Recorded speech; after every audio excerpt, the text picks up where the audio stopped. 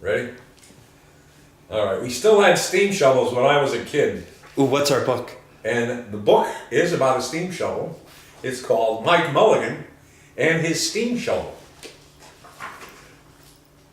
And you have to get your folks to read the diagram about what Mike Mulligan's steam shovel looked like. It had a smokestack, a cab, a coal bunker, a turntable, Caterpillar tractors, and of course the hoisting operator, Mike Mulligan, the swing lever, the hoist lever, and the crowd lever, the trip line, the dipper stick, the tongue, the dipper, the teeth, and the boom. So, Mike Mulligan and his steam shovel. Mike Mulligan had a steam shovel, a beautiful red steam shovel. Her name was Mary Ann. Mike Mulligan was very proud of Mary Ann. He always said that she could dig as much in a day as 100 men could dig in a week, but he had never been quite sure that this was true. Mike Mulligan and Mary Ann had been digging together for years and years. Mike Mulligan took such good care of Mary Ann, she never grew old. It was Mike Mulligan and Mary Ann and some others who dug the great canals for the big ships to sail through. It was Mike Mulligan and Mary Ann and some others who cut through the high mountains so the trains could go through. It was Mike Mulligan and Mary Ann and some others who lowered the hills and straightened the curves to make the long highways for the automobiles. It was Mike Mulligan and Mary Ann and some others who smoothed out the ground and filled in the holes to make the landing fields for the airplanes. And it was Mike Mulligan and Mary Ann and some others who dug the deep holes for the cellars of the tall skyscrapers in the big cities like Boston, New York, and Philadelphia. When people used to stop and watch them, Mike Mulligan and Mary Ann used to dig a little faster and a little better. The more people stopped, the faster and better they dug. Some days they would keep as many as 37 trucks busy taking away the dirt they had dug. Then along came the new gasoline shovels, and here you can boo. And the new electric shovels, boo. And the new diesel motor shovels, boo. And took all the jobs away from the steam shovels. Mike Mulligan and Mary Ann were very, very sad. The sign on the construction project said, "No steam shovels wanted." All the other steam shovels were being sold for junk, or left out in old gravel pits to rust and fall apart. Mike loved Mary Ann. He couldn't do that to her. He had taken such good care of her that she could still dig as much in a day as 100 men could dig in a week. At least he thought she could, but he wasn't quite sure. Everywhere they went, the new gas shovels and the new electric shovels and the new diesel motor shovels had all the jobs. No one wanted Mike Mulligan and Mary Ann anymore. Then one day, Mike read in the newspaper that the town of Popperville was going to build a new town hall. "We are going to dig that cellar of that town hall," said Mike to Mary Ann, and off they started. They left the canals and the railroads and the highways and the airports and the big cities where no one wanted them anymore and went way out into the country. They crawled along slowly up the hills and down the hills till they came to the little town of Popperville. When they got there, they found that the selectmen were just deciding who should dig the cellar for the new town hall. Mike Mulligan spoke to Henry B. Swap, one of the selectmen. "I heard," he said, "that you're going to build a new town hall. Mary Ann and I will dig the cellar for you in just one day." "What?" said Henry B. Swap. "Dig a cellar in a day? It would take 100 men at least a week to dig the cellar for our new town hall."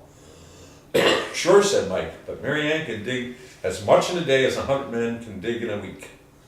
Though he had never been quite sure that this was true, then he added, "If we can't do it, you won't have to pay."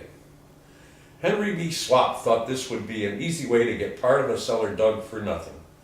So he smiled in a rather mean way and gave the job of digging the cellar of the new town hall to Mike Mulligan and Mary Ann.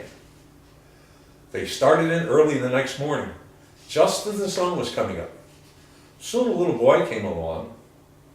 "Do you think you will finish by sundown?" he said to Mike Mulligan. "Sure," said Mike. "If you stay and watch us, we always work faster and better when someone is watching us." So the little boy stayed to watch. Then Mrs. McGillicuddy, Henry B. Swap, and the town constable came over to see what was happening, and they stayed to watch. Mike Mulligan and Mary Ann dug a little faster and a little better. This gave the little boy a good idea.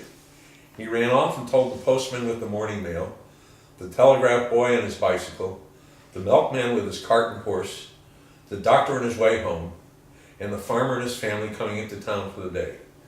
And they all stopped and stayed to watch. That made Mike Mulligan and Mary Ann dig a little faster and a little better. They finished the first corner, neat and square, but the sun was getting higher. Clang, clang, clang, the fire department arrived. They had seen the smoke and thought there was a fire. Then the little boy said, "Why don't you stay and watch?" So the fire department of Popperville stayed to watch Mike Mulligan and Mary Ann. When they heard the fire engine, the children in the school across the street couldn't keep their eyes on their lessons. The teacher called a long recess and the whole school came out to watch. Of course, this made Mike Mulligan and Mary Ann dig still faster and still better. They finished the second corner neat and square, but the sun was right up in the top of the sky.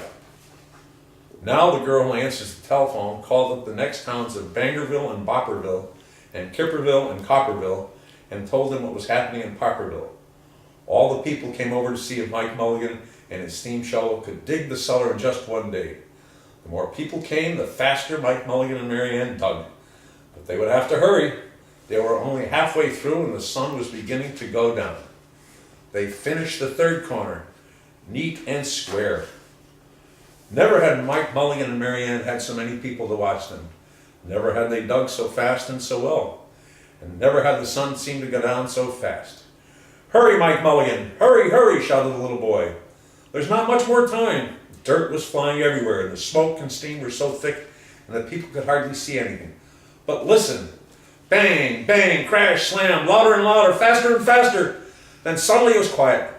Slowly the dirt settled down. The smoke and steam cleared away, and there was the cellar all finished. 4 corners neat and square, 4 walls straight down, and Mike Mulligan and Mary Ann at the bottom, and the sun was just going down behind the hill. "Hooray!" shouted the people. "Hooray for Mike Mulligan and his steam shovel! They have dug the cellar in just one day." Suddenly a little boy said, "How are they going to get out?" "That's right," said Mrs. McGillicuddy to Henry B. Swap. "How is he going to get his steam shovel out?" Henry B. Swap didn't answer, but he smiled in a rather mean way. Then everybody said, "How are they going to get out?" "Hi, Mike Mulligan. How are you going to get your steam shovel out?" Mike Mulligan looked around at the 4 square walls and the 4 square corners and he said, "We dug so fast and we dug so well that we've quite forgotten to leave a way out." Nothing like this had ever happened to Mike Mulligan and Mary Ann before. They didn't know what to do. Nothing like this had ever happened before in Popperville. Everyone started talking at once, and everybody had a different idea. And everybody thought his idea was the best. They talked and they talked and they argued and they fought, till they were all worn out. And still no one knew how to get Mike Mulligan and Mary Ann out of the cellar they had dug. Then Henry B. Swap said, "The job isn't finished because Mary Ann isn't out of the cellar, so Mike Mulligan won't get paid." Excuse me. I'm so not editing that because that's actually perfect. Yeah. Okay. He smiled again in a rather mean way. Now the little boy, who had been keeping very quiet, had another good idea. He said, "Why couldn't we leave Mary Ann in the cellar and build the new town hall above her? Let her be the furnace for the new town hall, and let Mike Mulligan be the janitor. Then you wouldn't have to buy a new furnace, and we could pay Mike Mulligan for digging the cellar in just one day." "Why not?" said Henry B. Swap, and smiled in a way that was not quite so mean. "Why not?" said Mrs. McGillicuddy. "Why not?" said the town constable. "Why not?" said all the people.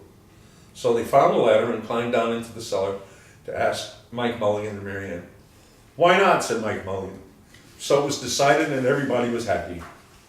They built the new town hall right over Mike Mulligan and Mary Ann. It was finished before the winter.